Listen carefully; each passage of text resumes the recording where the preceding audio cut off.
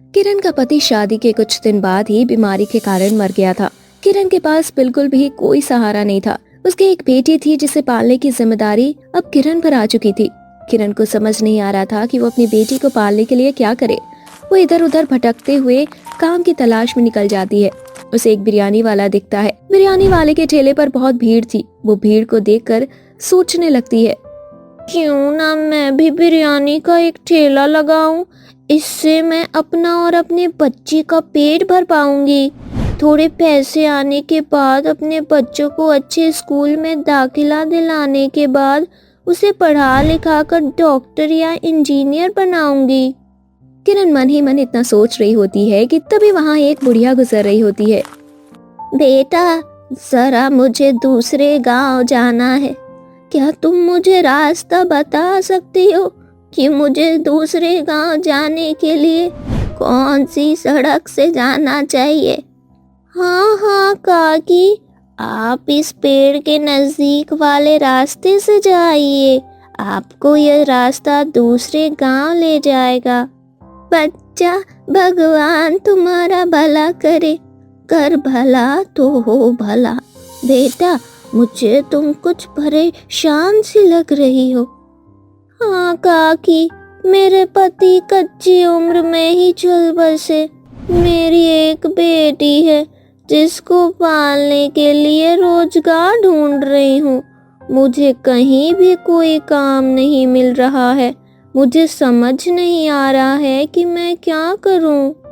बेटा, तू चिंता मत कर। ऊपर वाला सबको देख रहा है। वो किसी का बुरा नहीं चाहता। रुको, तुम्हारे लिए मेरे पास कुछ है। उससे तुम्हारी कुछ मदद हो जाएगी। आखिर तुमने भी मेरी मदद की है। बुढ़िया ने किरण को अपने हाथ से एक अंगूठी निकाल कर उसे दे दी और वहां से चली गई। किरण उस अंगूठी को देखते हुए बोलती है, कितना खूबसूरत अंगूठी है। बहुत महंगी होगी। क्यों ना इसे बेचकर मैं बिरयानी का ठेला ही खरीद लूं ताकि पैसों का बंदोबस्त किया जाए।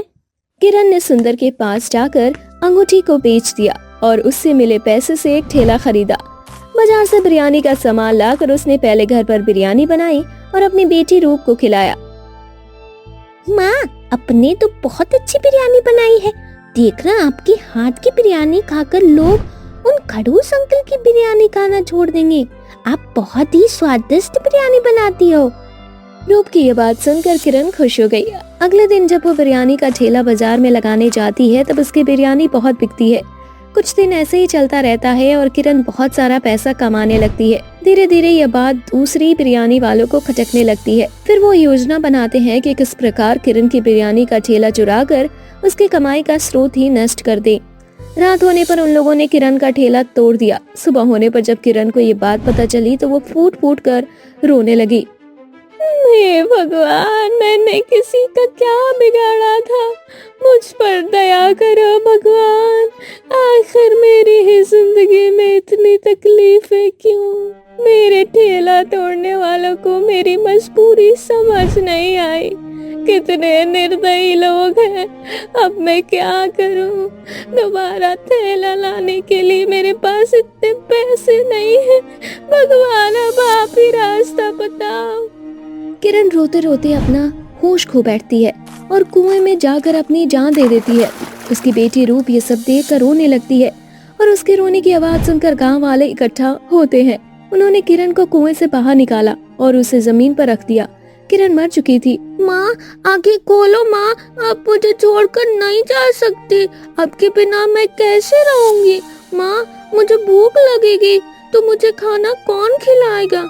गांव वाले किरण का अंतिम संस्कार करते हैं और रूप को उसके घर खाना भेजते रहते थे। किरण की आत्मा को शांति नहीं मिली थी।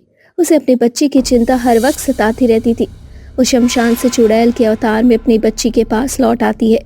रूप अपने सामने किरण को इस हाल में देखकर उसके गले से लिपट कर उससे कहने लगती है, माँ, मुझसे छोड़कर कहाँ चली गई थी? गांव वाले कह रहे थे कि आप मुझसे मिलने कभी नहीं आओगी। मुझे पता था कि आप मुझे अकेला नहीं छोड़ सकती। आप मुझसे मिलने जरूर आओगी। बेटा, मैं मजबूर हो गई थी, मुझे कुछ समझ नहीं आ रहा था, इस वजह से मैंने ये गलत कदम उठा लिया। मुझे पछतावा है अपने इस भूल का, लेकिन अब मैं तुझे छोड़कर कहीं नहीं जाऊंगी। इस रूप में ही तेरे साथ रहूंगी और तेरी देखभाल करूंगी। तुझे पाल पोस कर डॉक्टर इंजीनियर बनाऊंगी। माँ, आप फिर से बिरयानी बेचना। आपके हाथ की बिरयानी खाकर लोग फिर से हमें सहारा देंगे और हम फिर से गरीब से अमीर हो जाएंगे। ठीक कहा बेटा, मैं यही करूंगी। कल से ही मैं बिरयानी का ठेला लगाऊंगी। मुझे मेरी बच्ची की परवरिश करनी है, उसके लिए मुझे कुछ भी करना हो मैं करूंगी। वो चुड़ैल अगले ही दिन से बिरयानी बेचने में लग जाती है। लोग उसके अजीब से चेहरे को देखकर उसकी बिरयानी खाने नहीं आया करते थे। रूप अपनी माँ से कहती है, माँ, हमारी बिरयानी खाने कोई क्यों नहीं आ रहा है? आप तो बहुत अच्छी बिरयानी बनाती हो, लेकिन फिर भी आपको देखकर लोग डर जा रहे हैं और कोई बिरयानी खाने नहीं आ रहा है। ऐसे तो हमारी सारी बिरयानी बर्बाद हो जाएगी। रूप की बात सुनकर चुड़ैल सोच में पड़ जाती है। शाम होने पर वो दोनों ठेला लेकर घर पर आते हैं। चुड़ैल ने रूप को खाना खिलाकर सुला दिया और खुद सोच में पड़ गई, अब मैं क्या करूं? अगर मेरी बिरयानी नहीं बिकी तो मेरा कारोबार नष्ट हो जाएगा और पैसे की कमी होने की वजह से मैं अपनी बच्ची को ठीक से खिला पिला भी नहीं पाऊंगी। मुझे ऐसा लग रहा है कि लोग मुझे पहचानने में गलती कर रहे हैं। जब मैं किरण के रूप में थी तब लोग मेरे हाथों की बिरयानी खाने के लिए दूर दूर से आया करते थे। लगता है वो मुझे और मेरी बिरयानी को नहीं पहचान पा रहे हैं। इसीलिए मैं अपने ठेले पर कल किरण बिरयानी नाम का बोर्ड लगाऊंगी ताकि लोग मुझे और मेरी बिरयानी को पहचान सके। हाँ, ये करना ठीक रहेगा। इतना कहकर चुड़ैल सो जाती है। वो सुबह सुबह उठकर बिरयानी वाले के नाम का एक बोर्ड बनाकर ले आती है और उसे अपने ठेले पर लगाकर बाजार जाती है। लोगों ने बाजार में किरण बिरयानी वाले के नाम को पढ़ा तब वो समझ जाया करते थे कि वो किरण ही है और उसने फिर से बिरयानी बेचना शुरू कर दिया है। लोग फिर से उसके हाथ की बिरयानी खाने के लिए उसके ठेले पर आते। ये सब देखकर रूप भी बहुत खुश होती है। धीरे धीरे उसका ठेला फिर से दौड़ पड़ता है। लोगों को चुड़ैल के हाथ की बिरयानी बहुत पसंद आती है। समय बीतता है और उसकी कमाई ठीक ठाक होने लगती है। दिन भर उसके ठेले पर भीड़ लगी रहती। आसपास के बिरयानी वाले दुकानदार उससे जलते थे, जिन्होंने किरण के ठेले को तोड़ दिया, लेकिन फिर भी वो उनकी प्रतिद्वंदी बनकर उनके सामने फिर से खड़ी हो गई। जब लोग उसके ठेले पर बिरयानी खाने आते तो वो लोग आपस में ही तारीफ करते हुए कहते थे, वाह बहन जी, आपकी बिरयानी खाकर तो ऐसा लगता है कि अब स्वर्ग सिधार जाएंगे। अगर इतनी स्वादिष्ट बिरयानी मेरी बीवी बनाती तो मैं तो एक ठेला लगाकर बैठ जाता। हाँ भैया, ये बात तो सही कही। अपने बहन जी की बिरयानी खाकर तो जीभ में मानो स्वाद ही मिल जाता है। बिरयानी में अव्वल दर्जे का स्वाद होता है। इंद्रलोक के देवता भी धरती पर बिरयानी खाने आएंगे तो वह बिरयानी बहन जी की ही खाएंगे। क्यों ना हम किरण बहन की मदद करें।